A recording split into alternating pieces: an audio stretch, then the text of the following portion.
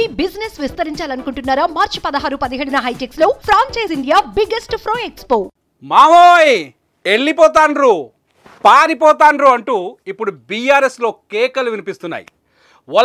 వల్లపోరా వెళ్ళి పిలుచుకొచ్చేయి అంటూ కండువా మార్చుకున్న నాయకులను కూడా ప్రెస్ మీట్ మధ్యలోంచే లాక్కొచ్చి తీసుకొస్తున్నారు. తెలంగాణలో బీజేపీ బీఆర్ఎస్ మధ్య కొత్త వారు కొనసాగుతోంది.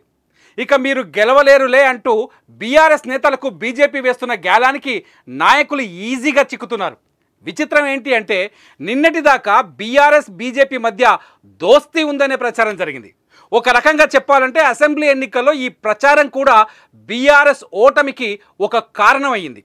ఇప్పుడు అదే బీజేపీ బీఆర్ఎస్ను మింగేయటానికి ప్రయత్నిస్తోందనే చర్చకు తెరలేచింది. ఎన్ని ప్రయత్నాలు చేసినా తెలంగాణలో అనుకున్నంత విస్తరించలేకపోతున్న బీజేపీ ఓటమి బాధలో నలిగిపోతున్న బీఆర్ఎస్ నాయకులను టార్గెట్ చేస్తున్నట్టు తెలుస్తోంది. మా పార్టీలోకి వస్తే చాలు మీకు టికెట్ వచ్చినట్టే అని బీజేపీ బంపర్ ఆఫర్ ప్రకటించినట్టు చర్చ నడుస్తోంది. ఇటు బీజేపీలో చేరుతున్న బీఆర్ఎస్ నేతల సంఖ్య కూడా అలాగే కనిపిస్తోంది. నిన్నటిదాకా బీఆర్ఎస్ అధినేత కేసీఆర్కు వీరభక్తుల్లా కనిపించిన వారంతా ఇప్పుడు బీజేపీ కండువాలు కప్పుకోవటం అందరినీ ఆశ్చర్యానికి గురిచేస్తోంది.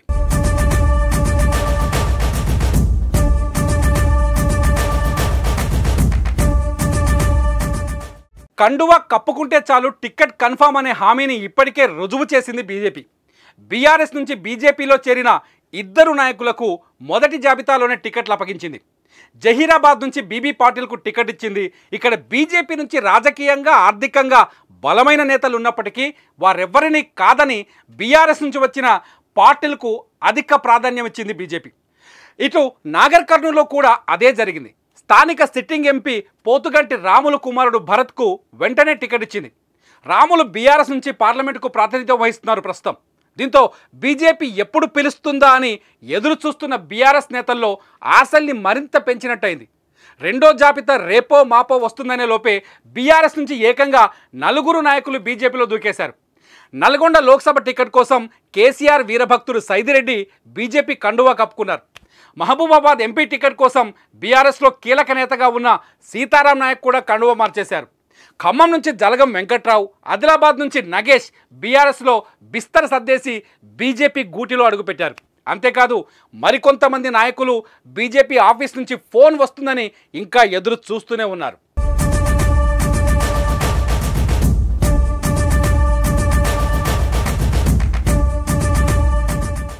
ఇక వర్ధన్నపేటలో మొన్న ఓడిపోయిన ఎమ్మెల్యే ఆరూరి రమేష్ విషయంలో పెద్ద హైడ్రామానే సాగింది.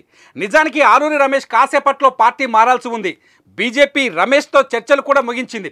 వరంగల్ ఎంపీ సీటు ఇస్తారనే ప్రచారం కూడా బయటకు వచ్చింది. కార్యకర్తలతో సమావేశమైన రమేష్ను మాజీ మంత్రి ఎర్రబెల్లి దయాకర్ రావు లాక్కొని హైదరాబాద్కు తీసుకొచ్చారు. నంది హిల్స్లో ఉన్న కేసీఆర్ ఇంట్లో కూర్చోబెట్టారు. అయినప్పటికీ రమేష్ నిర్ణయం ఏంటన్నది ఇంకా సస్పెన్స్గానే ఉంది. ఇకపోతే నాకు టిక్కెట్ కావాల్సిందే అంటూ అసెంబ్లీ ఎన్నికలకు ముందు బీఆర్ఎస్ చుట్టూ చక్కర్లు కొట్టిన మిట్టపల్లి సురేందర్ని కూడా బీజేపీ తమ బుట్టలో వేసుకున్నట్టుగా తెలుస్తోంది. ఇప్పటికే సురేందర్ బీజేపీ తెలంగాణ అధ్యక్షుడు కిషన్ రెడ్డితో భేటీ అయ్యారు. సురేందర్ పెద్దపల్లి ఎంపీ టికెట్ను ఆశిస్తున్నట్టుగా తెలుస్తోంది. అంతే భయ్యా, రాజకీయం కూడా సోషల్ మీడియా లాంటిదే. ట్రెండింగ్లో ఉన్న టాపిక్ గురించే పబ్లిక్ ఎక్కువగా మాట్లాడుకుంటారు. రాజకీయంలో కూడా పవర్ ఉన్న పార్టీలోకే నాయకులు క్యూ కడతారు. మరి మీరేమంటారు? కామెంట్ చేయండి.